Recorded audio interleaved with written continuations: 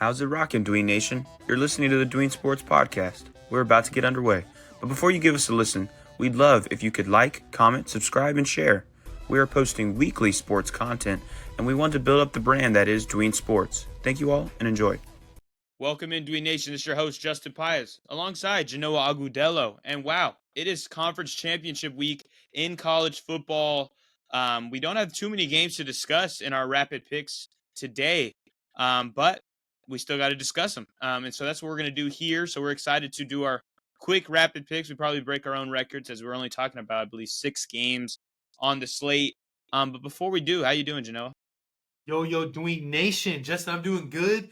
This is championship week there in college. We are on the road to the college football playoffs there, Justin. This is going to be an exciting month and a half of college football compared to previous years, Justin, where this time of year, the first week of December, there's all these random bowls like the Music City Bowl, the this and that bowl, the chips and sauce. Like, it's just something. I know last year, Justin, they had a Pop-Tarts Bowl, That's right. which was like pretty cool, but only cool because of the Pop-Tarts, not the matchup there. So this is going to be definitely the most interesting month and a half of college football this time of year we've ever seen there, and I'm so excited to break it down. Yeah, let's get started. If you have my timer, we could just run through it, even though this one's going to be Super much quick. quicker. Absolutely. Cool. But yeah, count me down when you are ready. All right. 3, 2, 1, and go. We actually start on Friday this week with UNLV playing Boise State for the Mountain West Championship. I have Boise State, though, led by Ashton Jeanty. They've been killing it all season, but I do think this game will be closer than we expect.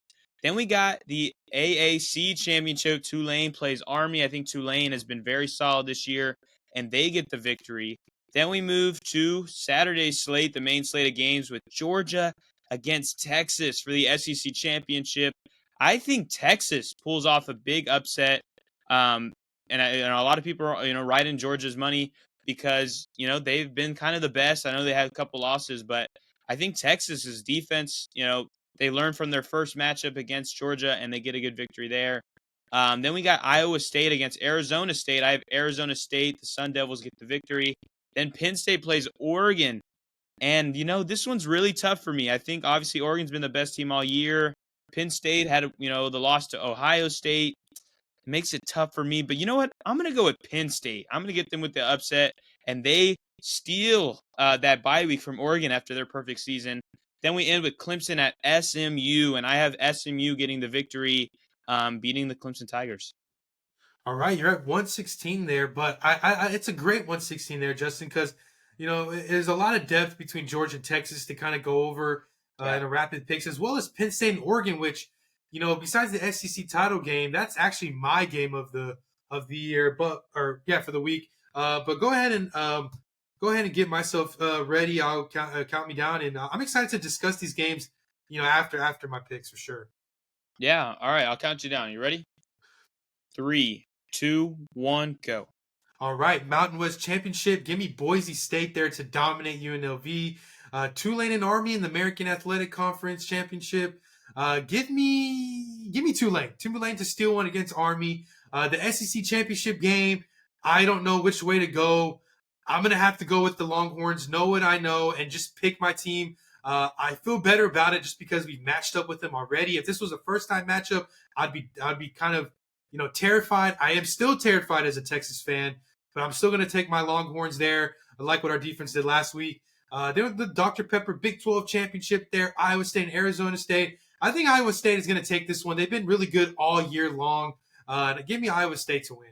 Then we go to the Big 10 Championship. Justin, this is going to be a phenomenal game there in Lucas Oil Stadium. The Big 10 Championships have been kind of mediocre, disappointing the last couple years. This one's going to be a fireworks show. Give me Oregon, though, to kind of come out on top there. I love this Oregon offense led by Dylan Gabriel. And lastly, the ACC Championship. Both of these teams haven't been really impressive in my eyes. You have a 3-loss Clemson team, which I'm not crazy about. I do think that the experience of Dabo Swinney there gets the better of SMU. Give me those Clemson Tigers. All right, you got 119. We got a couple of differing takes here. So let's start at the big game, though, with the Big Ten and Penn State and Oregon. This game's going to be close to the very end.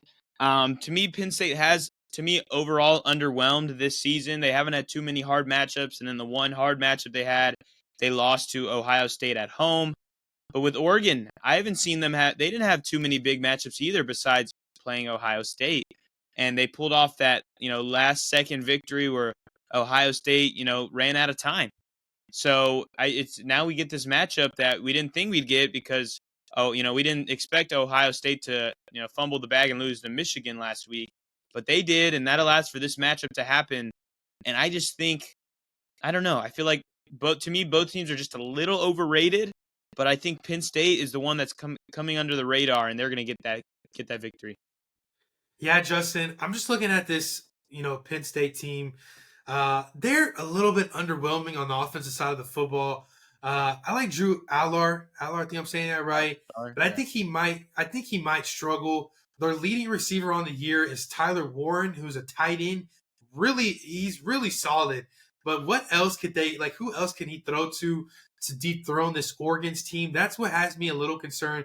Obviously, they have a little bit of something going on with Singletary there. He's a good running back.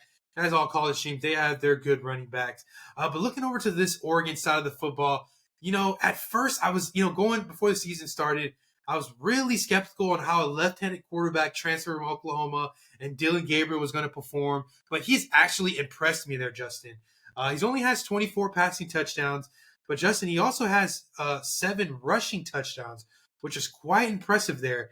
I think that with this Oregon team, they're just high flyers. No one's really talking about the running back and Jordan James there.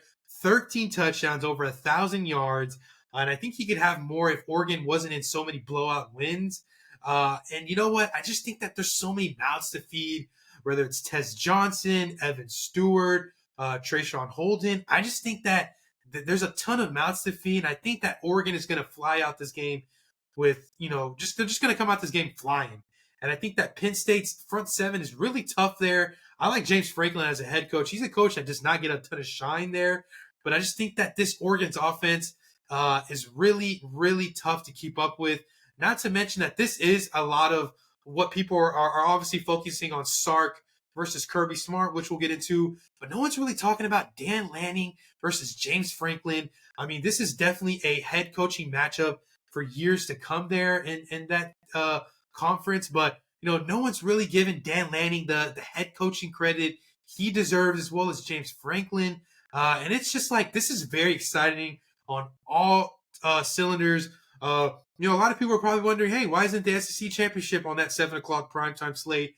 That's fine. Keep it at 3 o'clock. We saw it at 7 o'clock back there, week 5, week 6 in Austin early this year. This is a game that we really want to see. This is, the number 1 team versus the number 4 team there. It's just like, it's as exciting as it gets there.